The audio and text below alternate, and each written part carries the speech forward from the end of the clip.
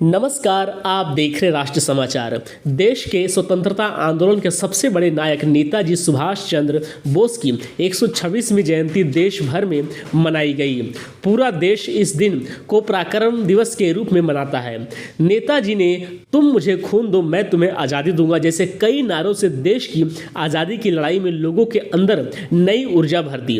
नेताजी के 126वीं जयंती पर उन्हें याद करते हुए नोएडा स्थित मारवा स्टूडियो में ये talk on Netaji Subhash Chandra Bose and influence freedom fighter कार्यक्रम का आयोजन किया गया। दीप प्रज्वलन के साथ कार्यक्रम की शुरुआत की गई। कार्यक्रम में मुख्य अतिथि डॉक्टर भुवन लाल प्रसिद्ध लेखक मौजूद रहे। पुष्प गुच्छ भेंट कर उनका स्वागत किया गया। ICMEI के संस्थापक डॉक्टर संदीप मारवा ने नेताजी सुभाष चंद्र बोस की 126वीं जयंती पर उन्हें याद करते हुए कहा कि नेताजी अकेले ऐसे व्यक्ति हैं जिन्हें पूरी दुनिया में लोग कभी भी और कहीं भी याद करते हैं। मैं नेताजी से बहुत प्रभावित हुआ हूं। नेताजी की टोपी के बारे में कहा कि यह आम टोपी नहीं है, इसमें बहुत ऊर्जा है। नेताजी की जिंदगी और उनका देश के लिए त्याग युवाओं के लिए आज भी प्रेरणादायक है। हमें उनके जैसा बनने की कोशिश करना चाहिए। प्रसिद्ध लेखक भुवन लाल ने कहा, सुभाष चंद्र बोस ने भारत के लिए पूर्ण स्वराज का सपना देखा था। भारत को गुलामी की बेड़ियों से आज़ाद कराने के लिए उन्होंने कई आंदोलन किए। जब तक नेताजी रहे तब तक हुक्मराज चैन की नींद नहीं सो पाए। नेताजी हुकूमत यानी ऐसी सरकार के खिलाफ लोगों को एकजुट किया जिसका सूरज कभी अस्त नहीं होता था। उन्होंने नेताजी के बारे में बहुत सारे बातें और जानकारी साझा की। कार्यक्रम में प्रश्न उत्तर का सत्र भी रखा गया जिसमें कई लोगों ने भुवन लाल और संदीप मारवा से प्रश्न किए और प्रश्नों के जवाब पाए। कार्यक्रम में आए अतिथि डॉक्टर भुवन लाल को ICMEI के संस्थापक डॉक्टर संदीप मारवा द्वारा मोमेंटो देकर सम्मानित किया गया। कार्यक्रम में मौजूद अन्य अतिथियों को भी संदीप मारवा द्वारा सर्टिफिकेट दिया गया। कार्यक्रम के अंत में सुशील भारती डायरेक्टर ब्रॉडकास्टिंग मारवा स्टूडियो द्वारा उपस्थित अतिथिगण का धन्यवाद ज्ञापन किया। आज हम नेताजी सुभाष चंद्र बोस को आज़ाद भारत में याद कर रहे हैं, मगर एक ऐसा समय था जब भारत आज़ाद नहीं था और जो उन्होंने और क्रांतिकारियों ने और आज़ाद हिंद फौज ने करके दिखाया वो हमारे लिए एक मार्गदर्शन है। आगे चल के हमें भारत को एक विश्व गुरु बनाना है और उस रास्ते पे चलने के लिए हमें कड़ा परिश्रम करना पड़ेगा, हमें योग्यता के साथ लेना पड़ेगा, हमें ईमानदारी से जीना पड़ेगा, हमें देश प्रेम को अपने जीवन का अंश बनाना पड़ेगा।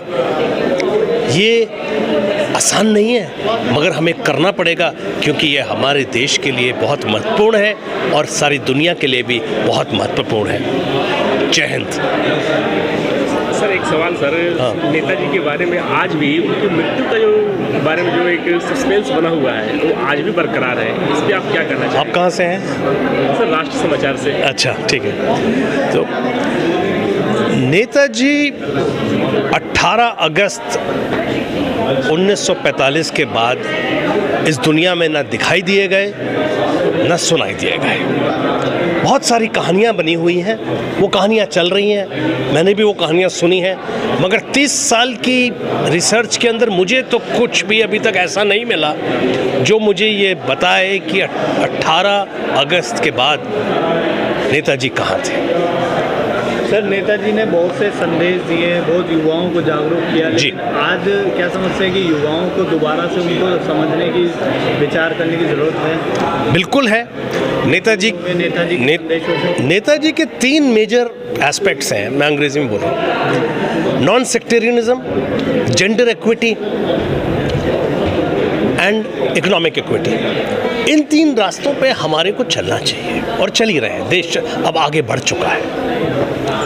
नेताजी हमारे लिए एक देश नायक है और हमें उनकी तरफ देख के उनसे इंस्पायर होके अपना जीवन बेहतर करना चाहिए। सर क्या कुछ कहना चाहेंगे नेताजी सुभाष चंद्र बोस के लिए? कितने हजारों अनेकों लोगों की प्रेरणा रहे हैं। आज नेता सुभाष चंद्र बोस जी का 126वां जन्मदिन है और इसके उपलक्ष्य में हम लोगों ने यहाँ मारवा स्टूडियो में एक टॉक रखी है जिसको डॉक्टर भवन लाल ने बहुत बेहतरीन तरीके से एक्सप्रेस और एक्सप्लेन किया है। यही हम चाहते थे क्योंकि बहुत सारी रिसर्च उन्होंने कर रखी थी और बहुत सारी कुछ ऐसी बातें सामने आई हैं जो हमने शायद कभी भी किसी और किताब में नहीं पढ़ी होंगी। ये मुझे सौभाग्य प्राप्त हुआ कि मोहित मारवा ने राग देश में कर्नल सहगल का रोल अदा किया है और उस फिल्म को देखने के बाद मुझे बहुत सारा ज्ञान प्राप्त हुआ था नेताजी का। नेताजी को 2016 में ये कैप मुझे दी गई थी और मैंने उसी दिन नेता सुभाष चंद्र बोस फोरम यहाँ पर AFT में शुरू किया था। हम चाहते हैं कि उनकी जो आइडियोलॉजी है, उनकी जो सोच है वो हमारे बच्चों में पहुँचे और बच्चों में वही जज्बा, देश के प्रति जोश, लगन, मोहब्बत वो जो है वो हमेशा जागृत रहनी चाहिए कि जिस ओर चले हम मस्ती में झुक जाए उधर अंबर भूतल, आज़ाद वतन के वाशिंदे हर गीत हमारा है बादल। विविध प्रांत है अपनी अपनी भाषा के अभिमानी हम, लेकिन सबसे पहले दुनिया वालों हिंदुस्तानी हम। हमें देश को ये बताना है कि एकता और अखंडता में बहुत ताकत होती है और अगर हम सब लोग मिलजुल कर आगे चलेंगे तो देश बहुत आगे निकल जाएगा। सर जैसे आप वो नेताजी सुभाष चंद्र बोस से इन्फ्लुएंस हुए तो सर आप युवाओं को क्या मैसेज देना चाहेंगे? देखिए यही मैंने अभी बताया है कि अपने देश के प्रति मोहब्बत होना बहुत ज़रूरी है। मैं हर भाषण में, हर लेक्चर में एक ऐसा शब्द ज़रूर इस्तेमाल करता हूं जिससे मैं लोगों को ये बता सकूं कि मैं खुद एक नेशनलिस्ट, एक पेट्रियाटिक हूं और यही मैं चाहता हूं कि जब आपको अपने देश से मोहब्बत होगी आप खुद ब खुद तरक्की करेंगे, देश के लिए ज़्यादा और बेहतर काम करेंगे और आपके काम में हमेशा सफलता बनी रहेगी। कार्यक्रम के बारे में क्या कहना चाहेंगे आप? आज का कार्यक्रम एक ऐसा कार्यक्रम है जिसने हमारे पूरे बदन में एक स्फूर्ति और खून का दौर दौड़ा दिया दोबारा। जो सच्चाइयाँ आज हमें पता चली हैं, कुछ पता चलने लग गई थी नेताजी के बारे में, उसने हमारी आंखें खोल दी हैं और रोंगटे खड़े कर दिए हैं। इसको सुनने के बाद देश का कोई भी युवा अगर स्थिर बैठ जाएगा तो मैं अपना नाम बदल दूंगा। ये आज का जो छोटा सा कार्यक्रम बेशक था पर जो था बहुत मायने रखता था। नेताजी सुभाष चंद्र बोस की सच्चाई, भारत को आज़ादी कैसे मिली, भारत की आज़ादी के बीच में अड़चनें क्या थीं और सच्चाई क्या थी, अब पता चली है।